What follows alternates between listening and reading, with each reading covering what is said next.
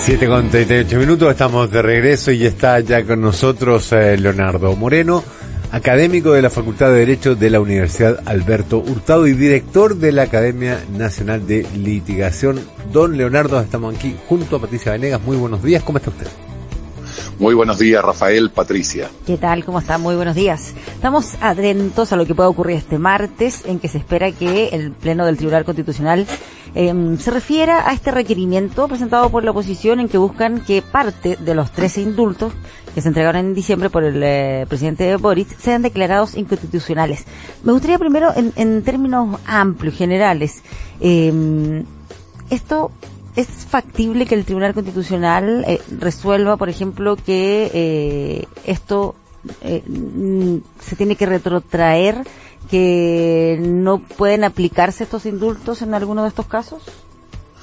A ver, yo creo que el tema es la verdad bien novedoso en todos sus ámbitos. Es decir, la facultad de indultar como una facultad presidencial siempre ha generado algunas críticas, pero no se había dado que se recurriera al Tribunal Constitucional. Por lo tanto, esto ya es una primera novedad, que el tema se ponga en el Tribunal Constitucional para que éste se pronuncie.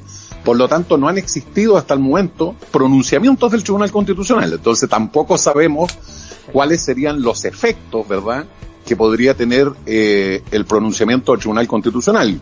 Y así hay una distinción entre varios autores respecto de si invalidar estos decretos supremos significaría no solo dejar sin efecto el acto administrativo, sino que las personas eventualmente tendrían que retornar a la cárcel, ¿verdad?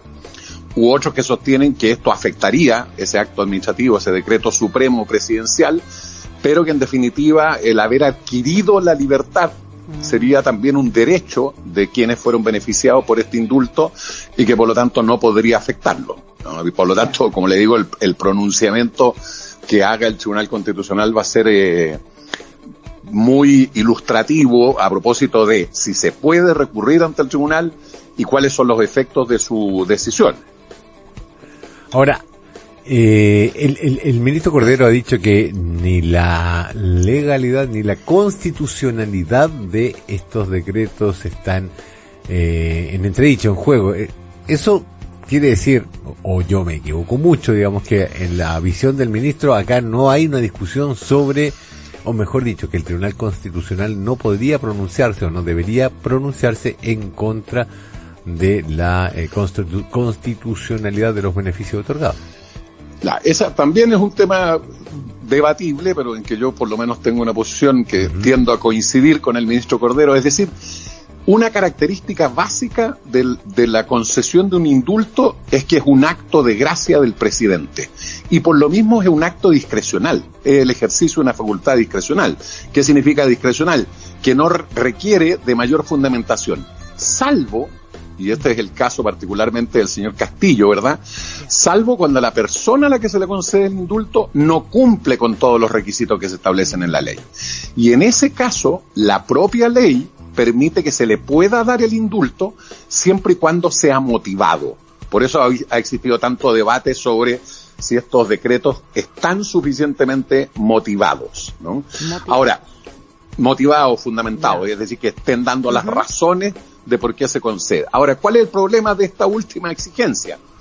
Que si bien la ley establece en esos casos excepcionales en que no se cumplen los requisitos que el decreto sea fundado, no establece un parámetro o un criterio para entender cuándo está fundamentado. Entonces, en ese sentido, el ministro Cordero tiene razón. Es decir, él dice, mire, está ejerciendo una facultad concedida en la Constitución y la ley. Segundo, si bien se trata de personas que no cumplen estrictamente con los requisitos, eso está autorizado expresamente en la ley y se requiere un decreto fundado. Entonces, el problema que podría debatir el Tribunal Constitucional es cuál es el contenido de esto de exigir fundamentación, ¿no? En el fondo, pronunciarse sobre si efectivamente se consideraron o no todos los antecedentes y se justificó la decisión.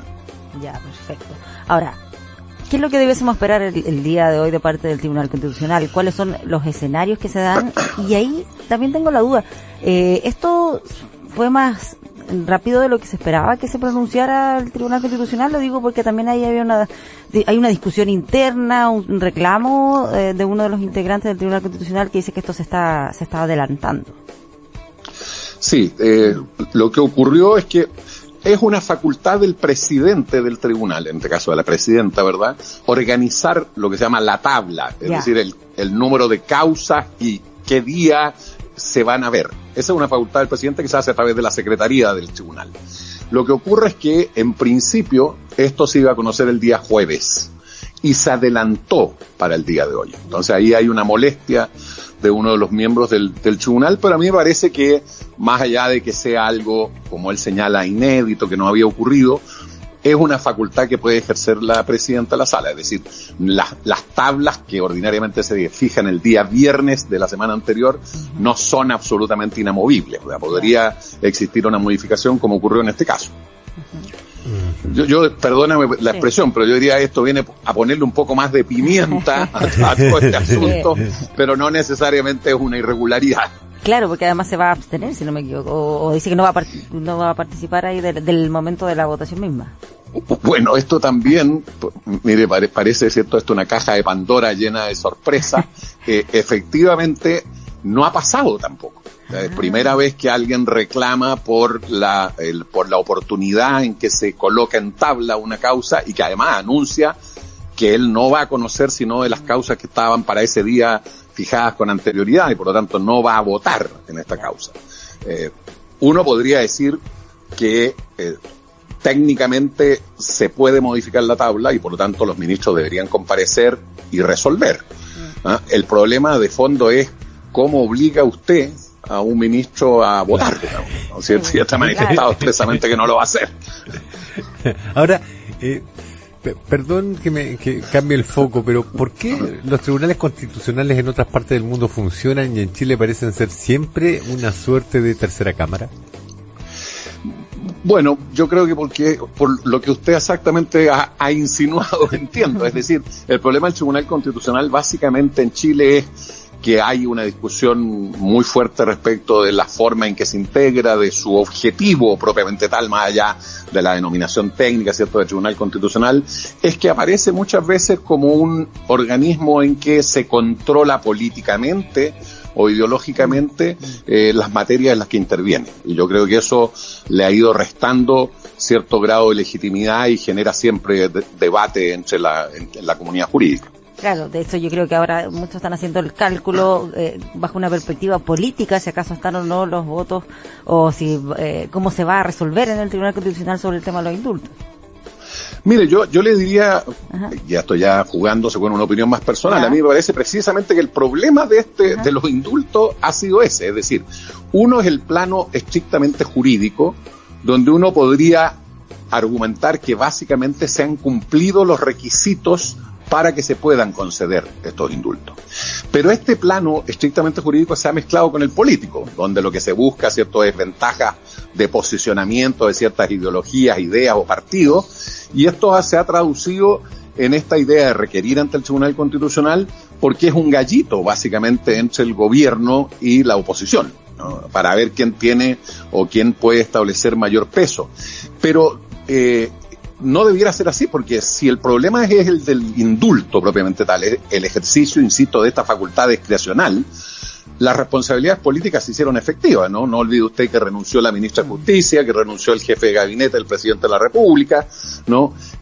Por problemas de oportunidad en la concesión del indulto, ¿cierto?, de debida fundamentación o de publicidad adecuada de la decisión. Entonces a mí me parece que se están mezclando precisamente dos planos que son absolutamente distintos. Uno estrictamente jurídico y uno que es claramente político. Ya. En todo caso, existe la posibilidad aquí de que esto pudiera, dadas las condiciones, dada esta alteración de la tabla, pudiera postergarse una vez más o debería resolverse hoy. No, yo creo que ya estando en la tabla, salvo que existiera alguna causal por la cual se pudiera suspender el conocimiento, como ocurre un poco con los tribunales de justicia, la regla debiera ser que hoy debiera conocerse y resolverse. Además, yo creo que habiendo ya ocurrido esta alteración de la tabla es una buena forma de poner término, como estamos hablando precisamente, a este debate que no necesariamente es jurídico, sino más bien político, y clarificar la situación de los indultos. Ahora, por último, decir también que independientemente de lo que resuelva el Tribunal Constitucional, lo que está en tela de juicio aquí es precisamente la facultad de entregar estos indultos particulares. Y eso es un tema que puede ser objeto de debate legislativo, ya sea para suprimirlo, para establecerle nuevos requisitos o para impedir o eliminar precisamente ese artículo que permite conceder el indulto a pesar de que no se cumplan los requisitos que se establecen en la ley.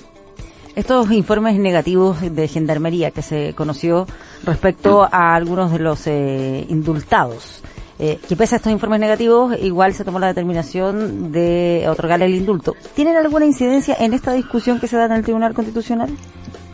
Yo creo que clarificamos. En primer lugar, el informe no es vinculante, es decir, es un antecedente más que se incorpora al expediente para la concesión del indulto.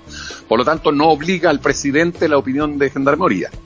Pero en lo que sí podría influir es en la fundamentación. Es decir, si yo tengo un informe negativo de Gendarmería, entonces probablemente cuando yo explicite las razones de por qué sí voy a conceder el indulto, debiera hacerme cargo de por qué ese informe de Gendarmería no es determinante para tomar esa decisión.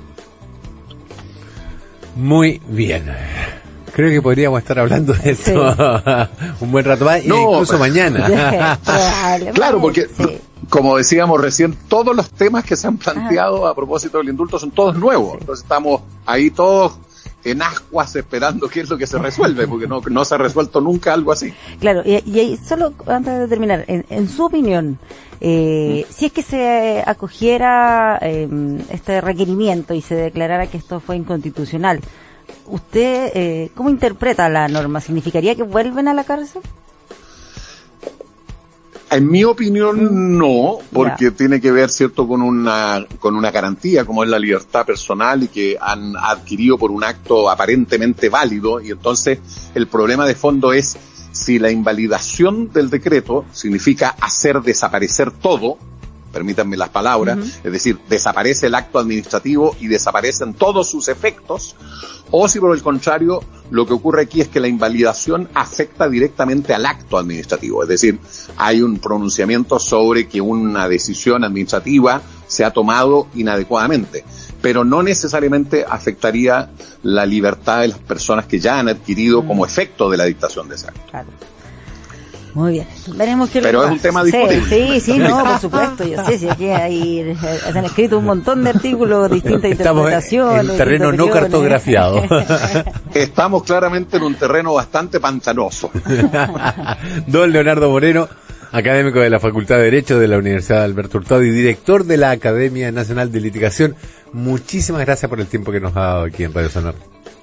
No, muchísimas gracias a usted, Rafael y Patricia, por permitirme hablar de este interesante tema. Bueno, y esperemos todos qué es lo que se resuelve para clarificar un punto.